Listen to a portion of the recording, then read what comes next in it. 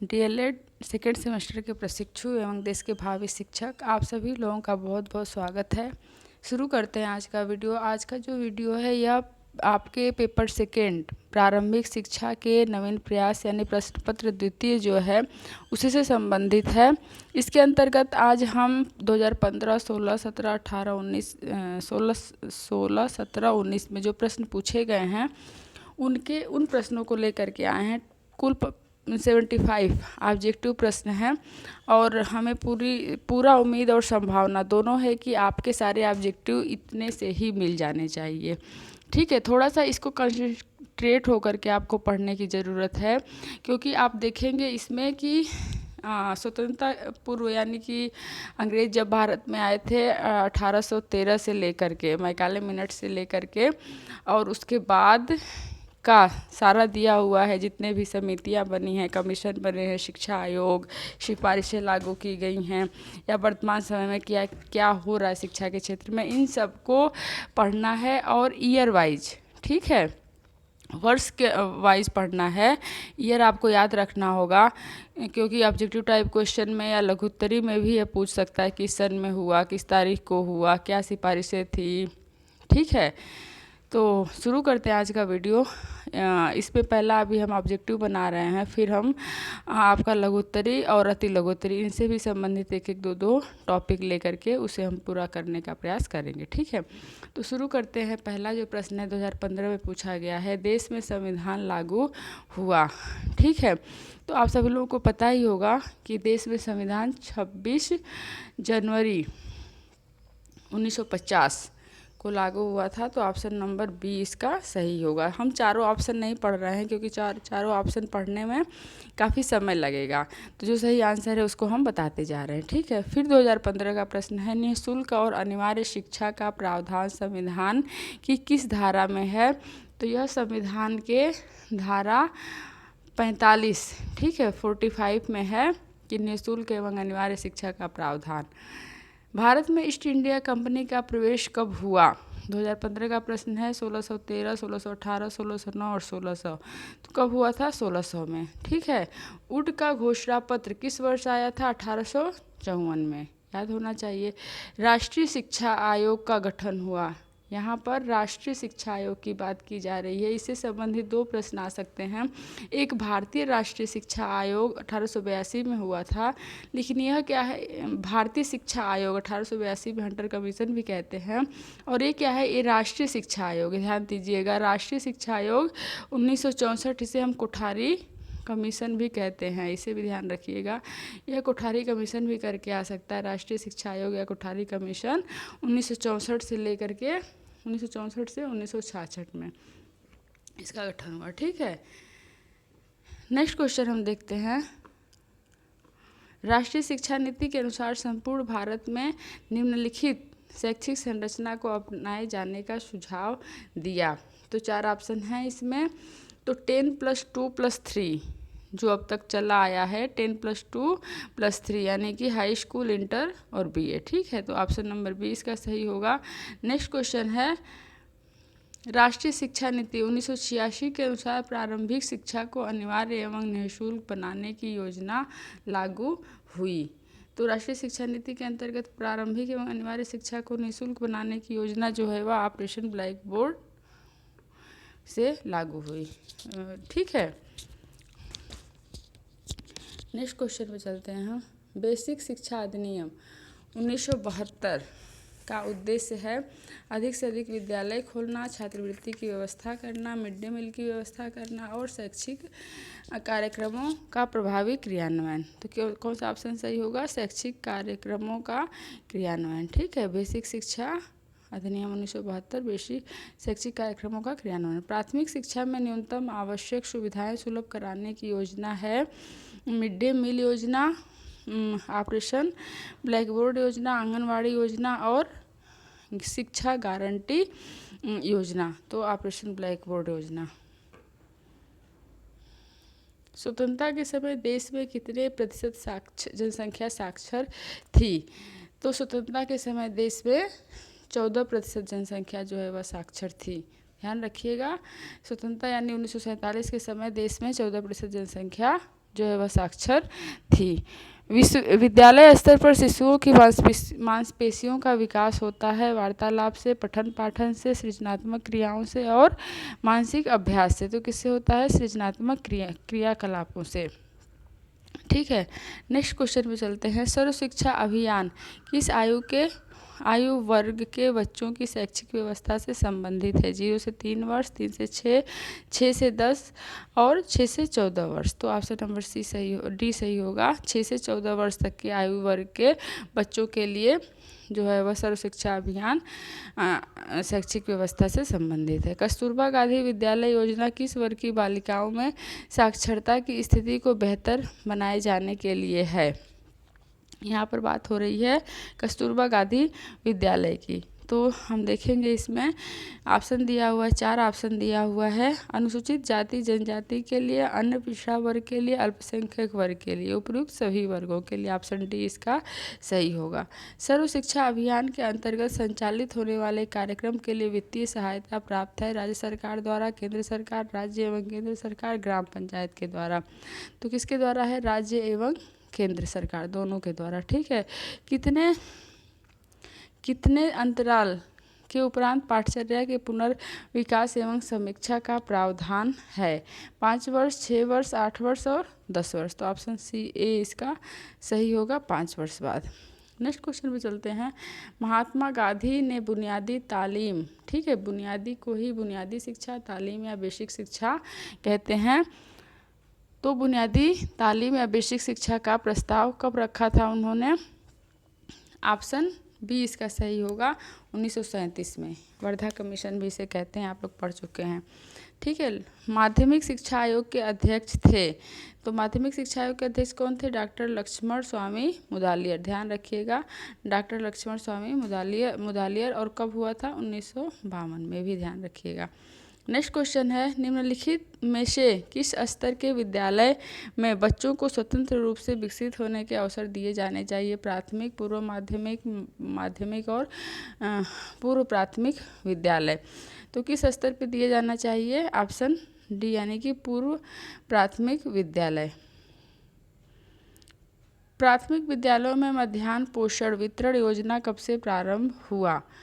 तो यह जो है इसका 15 अगस्त 1995 से। ऑप्शन ए इसका सही होगा, 15 अगस्त 1995 से। राष्ट्र की समस्या से आशय है।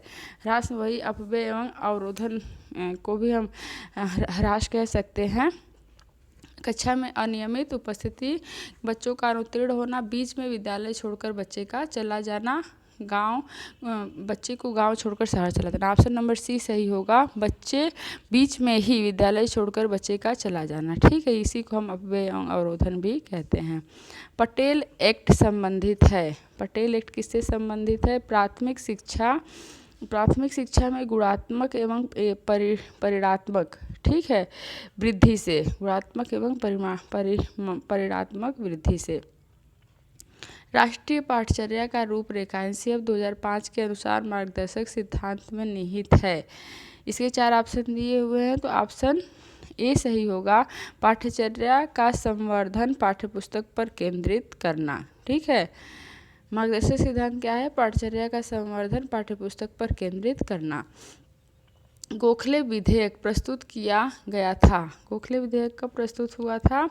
यह 16 मार्च 1911 को, 16 मार्च 1911 को प्रस्तुत हुआ था।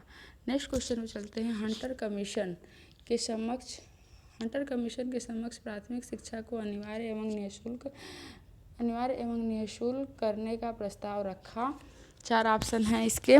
दादा भाई नौरोजी, ईश्वरचंद विद्यासागर, महात्मा गांधी और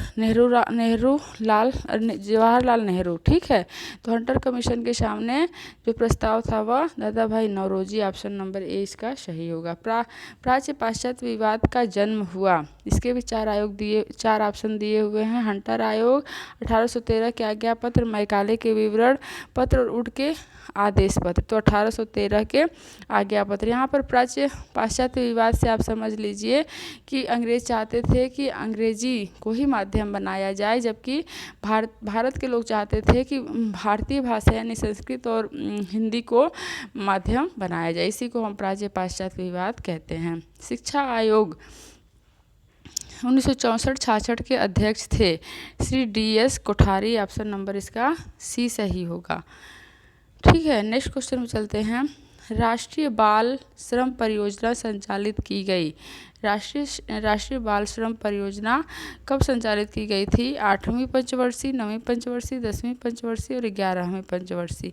तो ऑप्शन नंबर बी इसका सही होगा, 9वीं पंचवर्षीय योजना। उत्तर प्रदेश के समस्त जिलों में स्कूल चलो अभियान शुरू किया गया था वर्ष 2004 से।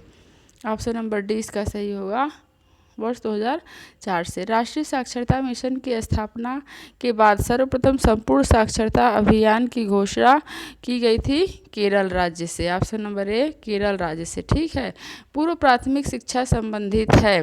पूर्व प्राथमिक शिक्षा कितने वर्ष के बच्चों से संबंधित है?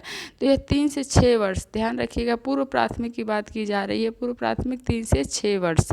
यशपाल समिति का गठन किया गया था। यशपाल समिति का गठन वर्ष 1992 में। इसे भी ध्यान रखिएगा, यशपाल समिति का गठन कब हुआ था? 1992 में। बुनियादी शिक्षा संबंधित नहीं है, तो बुनियादी शिक्षा संबंधित नहीं है तो 4 ऑप्शन है, महात्मा गांधी, जाकिर हुसैन, वीजी खेर और AK सिन्हा। तो बुनियादी शिक्षा जो है वीजी खेर से संबंधित नहीं है। नेक्स्ट क्वेश्चन पे चलते हैं। पोषाहार वितरण योजना का उद्देश्य नहीं है। 4 हैं इसमें ऑप्शन। बच्चों का विद्यालय में ठहराव एवं वृद्धि, बच्चों को स्वस्थ एवं पुष्ट बनाना, शिक्षा में अपव्यय एवं अवरोधन, कुपोषण की समस्या को दूर करना। ठीक है, तो हम देखेंगे कि पोषाहार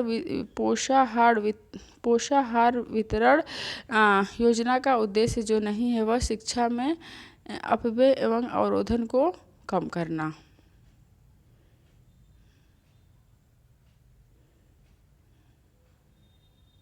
पोषाहार वितरण योजना। ठीक है, ऑप्शन नंबर जो है इसमें दिया हुआ है। नेक्स्ट है शिमला शिक्षा सम्मेलन का आयोजन 1901 में आयोजित किया गया था। उस समय जो थे वायसराय कौन थे? तो 4 ऑप्शन है, Lord Auckland, Lord Ripon, Lord Curzon और लॉर्ड विलियम बेंटिंग। तो याद रखिएगा, शिमला शिक्षा सम्मेलन 1901 में जो हुआ था लॉर्ड कर्जन थे उस समय वायसराय। ठीक है, शिक्षा को समवर्ती सूची में स्थान मिला। शिक्षा को समवर्ती सूची में 1976 में स्थान मिला। राष्ट्रीय साक्षरता मिशन की स्थापना हुई थी, कब हुई थी? सन 1988 में। ध्यान रखिएगा, राष्ट्रीय साक्षरता मिशन सन 1988 में। उत्तर प्रदेश में सभी के लिए शिक्षा परियोजना लागू की गई। इसके भी 4 ऑप्शन दिए हुए हैं, तो ऑप्शन नंबर डी यानी 17 मई 1993 सही आंसर होगा। भारत में सभी के लिए शिक्षा परियोजना कब लागू की गई थी? 17 मई 1993 को। जब कोई बालक किसी भी अवस्था में प्राथमिक शिक्षा पूर्ण किए बिना ही स्कूल छोड़कर चला जाता है तो यह कहलाता है, क्या कहलाता है? ह्रास। ठीक है,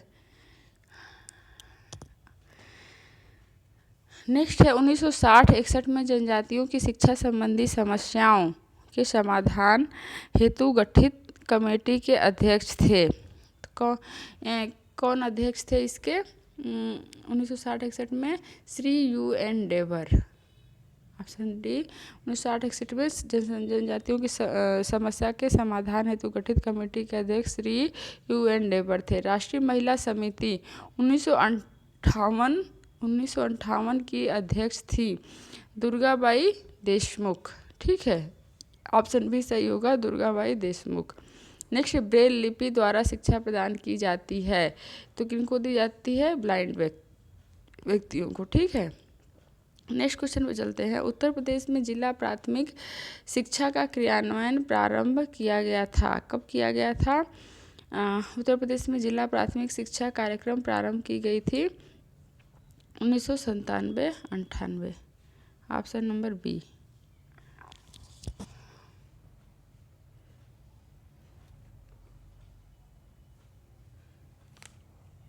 2017 के क्वेश्चंस हैं, इनको हम देखते हैं। शिक्षा में अपव्यय और अवरोधन, शिक्षा में 2017 के प्रश्न हैं, इनको देखते हैं। शिक्षा में अपव्यय अवरोधन पर अपना सुझाव दिया था, किसने दिया था? हर्टांग समिति ने दिया था। ठीक है। राष्ट्रीय शैक्षिक अनुसंधान एवं प्रशिक्षण परिषद का मुख्यालय नई दिल्ली में। राष्ट्रीय शैक्षिक अनुसंधान को क्या कहते हैं?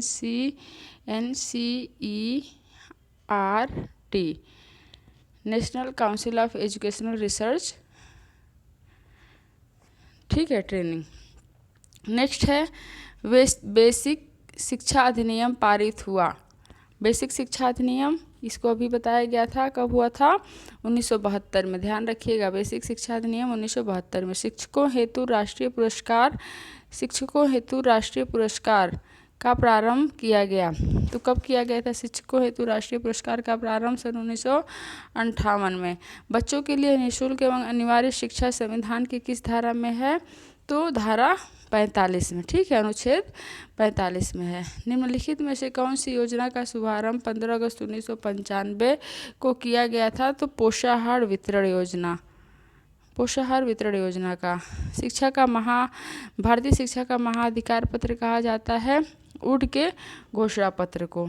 ठीक है। कोठारी आयोग ने बालिका शिक्षा संबंधी सुझाव दिया था, तो इसके अंतर्गत हम देखेंगे बालिका शिक्षा संबंधी जो सुझाव दिया था, लोकमत निर्माण का, अंशकालिक रोजगार की व्यवस्था, मुक्त पाठ्य सामग्री की व्यवस्था, उपयुक्त सभी। डी, निःशुल्क एवं अनिवार्य शिक्षा का प्रावधान किस धारा में है? तो निःशुल्क और अनिवार्य शिक्षा का प्रावधान किस धारा में है? यह अनुच्छेद 45 में। देखिए क्वेश्चन 4-5 बार पूछा गया है, कई बार हम इसे रिपीट कर चुके हैं, तो इसे ध्यान रखिएगा। निःशुल्क एवं अनिवार्य शिक्षा का जो प्रावधान है वह धारा अनुच्छेद 1945 में है। निःशुल्क एवं अनिवार्य बाल शिक्षा अधिकार अधिनियम किस वर्ष बना? यहाँ वर्ष की बात की जा रही है, तो किस वर्ष बना? राइट टू एजुकेशन 2009, इसको ध्यान रखिएगा। ठीक है, 2009 ऑप्शन नंबर 20 का सही होगा। चार्ल्स ग्रांट के शैक्षिक प्रयास थे। 4 ऑप्शन है। भारत में विद्यालयों की स्थापना, अंग्रेजी माध्यम से शिक्षा प्रदान करना, और वह दोनों उपरोक्त में से कोई नहीं। तो ऑप्शन नंबर सी इसका सही होगा। भारत में विद्यालयों की स्थापना और अंग्रेजी माध्यम में शिक्षा प्रदान करना। निःशुल्क और अनिवार्य बाल शिक्षा अधिकार अधिनियम के अंतर्गत चौथे अध्याय में शिक्षकों को दायित्व दिए गए हैं। तो इसके अंतर्गत हम देखेंगे कौन से दायित्व दिए गए हैं। नियमित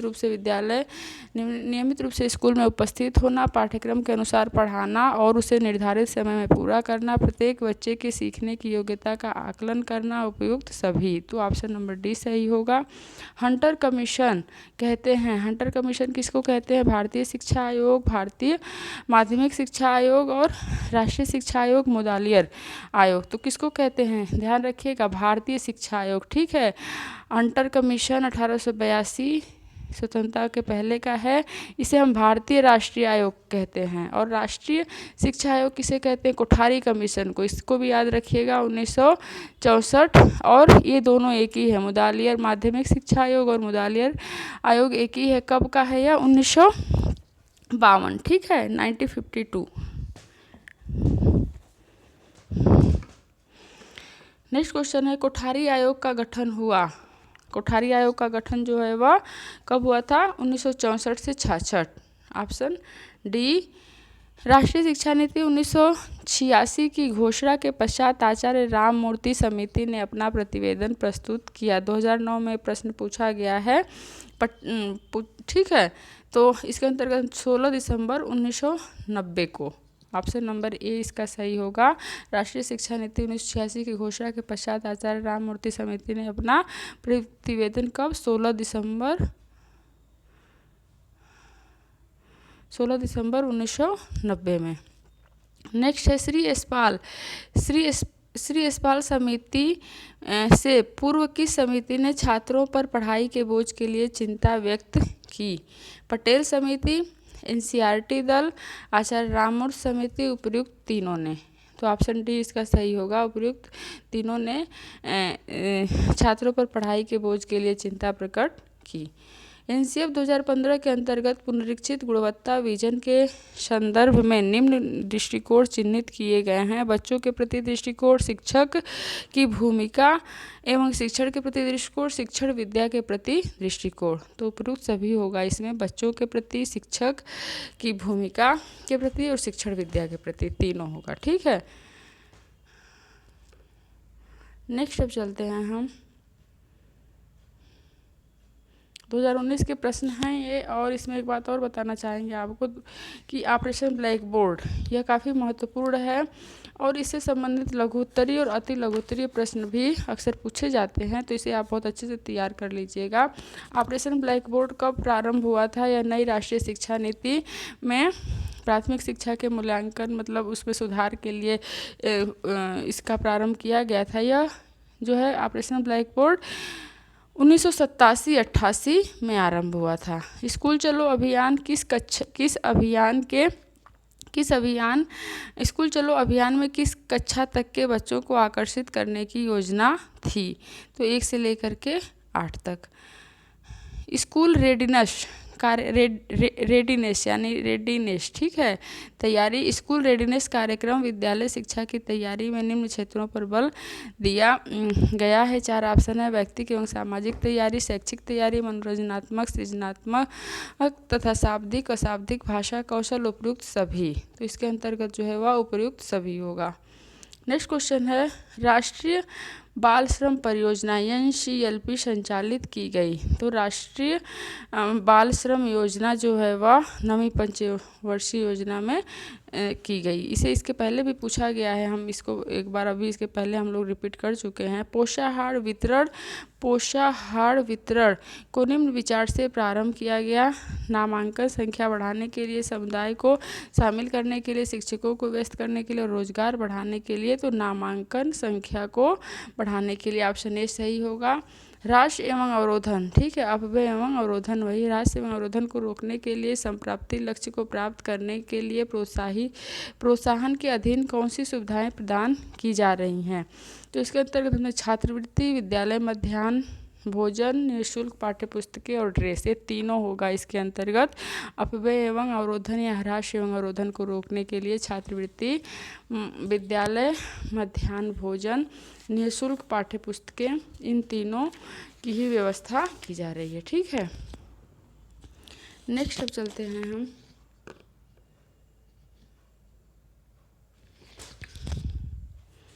स्कूल चलो अभियान। स्कूल चलो अभियान अंग है, 4 हैं इसके, 2015 के प्रश्न है। 4 हैं इसके, साक्षरता का, सर्व शिक्षा अभियान का, निरक्षरता और मुक्त विद्यालय शिक्षा का। तो ऑप्शन नंबर 20 का सही होगा, सर्व शिक्षा अभियान का। ऑपरेशन ब्लैक बोर्ड का उद्देश्य है, 4 हैं ऑप्शन, प्राथमिक स्कूलों में पाठ्य सामग्री, शिक्षण उपकरण जैसी न्यूनतम आवश्यक सुविधाएं प्रदान करना, भवन बनाना, खेलकूद कराना और परीक्षा कराना। तो ऑप्शन ये और इसका सही होगा, प्राथमिक स्कूलों में पाठ्य सामग्री, उपकरण जैसी न्यूनतम आवश्यकताएं प्रदान करना। ठीक है, यह नई राष्ट्रीय शिक्षा नीति 1986 के बाद आया था, 1987-88 में लागू हुआ था। इसको ऑपरेशन ब्लैक बोर्ड योजना कहते हैं। नेक्स्ट है, उत्तर प्रदेश में मिड डे मील योजना का आरंभ किस वर्ष प्रारंभ हुआ था? यह भी काफ़ी इम्पॉर्टेंट क्वेश्चन है। उत्तर प्रदेश में मिड डे मील योजना का शुभारंभ कब हुआ था? तो 1995-96 में। ऑप्शन नंबर सी सही होगा। कस्तूरबा गांधी विद्यालय योजना का संबंध है, तो कस्तूरबा गांधी विद्यालय योजना का संबंध किससे है? प्राथमिक बालिका शिक्षा से। प्रोफेसर यशपाल समिति का गठन भारत सरकार द्वारा किया गया। तो प्रोफेसर यशपाल समिति का गठन भारत सरकार द्वारा कब किया गया था? मार्च 1992 में किया गया था। सर्व शिक्षा अभियान किस आयु तक के बच्चों को दिया जाता है? 6 से 14 वर्ष तक की आयु के बच्चों को। नेक्स्ट है, बहुत से व्यक्तियों की अपेक्षा थोड़े से व्यक्तियों को ज्ञान देना अच्छा है, यह कथन किसका है? Lord Macaulay, King Charles, William Bentinck, Warren Hastings. तो लॉर्ड मैकाले का है कि बहुत से व्यक्तियों की अपेक्षा थोड़े से व्यक्तियों को ज्ञान देना अच्छा है। संपूर्ण साक्षरता अभियान का प्रेरक है। संपूर्ण साक्षरता अभियान का प्रेरक वाक्य है एक पढ़ाई एक। ठीक है, एक व्यक्ति एक को पढ़ाए फिर दूसरा, ऐसे करके सब लोग शिक्षित हो जाएंगे। शिक्षा को मौलिक अधिकार के रूप में स्वीकार किया गया। 4 ऑप्शन है 1 अप्रैल 2009, 1 अप्रैल 2010, 1 अप्रैल 2011 और 5 अप्रैल 2009 को। तो ऑप्शन बी सही होगा, 1 अप्रैल 2010। शिक्षा को किसी निश्चित स्तर तक सभी लोगों को अनिवार्य एवं निःशुल्क रूप से उपलब्ध कराना है। क्या है यह? सार्वभौमिकरण। सार्वभौमिकरण हम पढ़ चुके हैं। शिक्षा का सार्वभौमिकरण यानी प्रत्येक व्यक्ति को पढ़ने का अधिकार होना चाहिए। तो इस तरह से आप देखेंगे कि आपका 2015, 16, 17 और 19 चारों साल के पेपर इसमें सम्मिलित करके आपको बताया गया है। और यह पूरा 75 प्रश्न है। उम्मीद है कि आपको वीडियो पसंद आएगा। और पसंद के अलावा मेन जो मेरा मकसद है वह यही है कि आपका पेपर अच्छा होना चाहिए, आपको आपके सारे प्रश्न इससे मिल जाने चाहिए। बस इसी उद्देश्य को ध्यान में रख करके हम ये इस वीडियो का या जो पढ़ाने का कार्यक्रम है इसे हम शुरू किए हैं। हम ना तो आप लोगों से सब्सक्राइब करने के लिए कहते हैं, ना लाइक करने के लिए, ना शेयर करने के लिए। बस आप लोगों का सहयोग होना चाहिए, आपको अच्छे नंबर होने चाहिए। और इसके अतिरिक्त अगर आपको शिक्षा से संबंधित किसी और भी टॉपिक पर पढ़ना हो या इस तरह की कोई ज़रूरत हो तो आप बेहिचक कमेंट करके कह सकते हैं। और पूरा प्रयास रहेगा कि आपकी उन समस्याओं का समाधान किया जाए। तो फिर ठीक है, मिलते हैं नेक्स्ट वीडियो में एक इसी सब्जेक्ट आपके डीएलएड से के द्वितीय सेमेस्टर के सेकेंड पेपर के ही कुछ और प्रश्नों के साथ।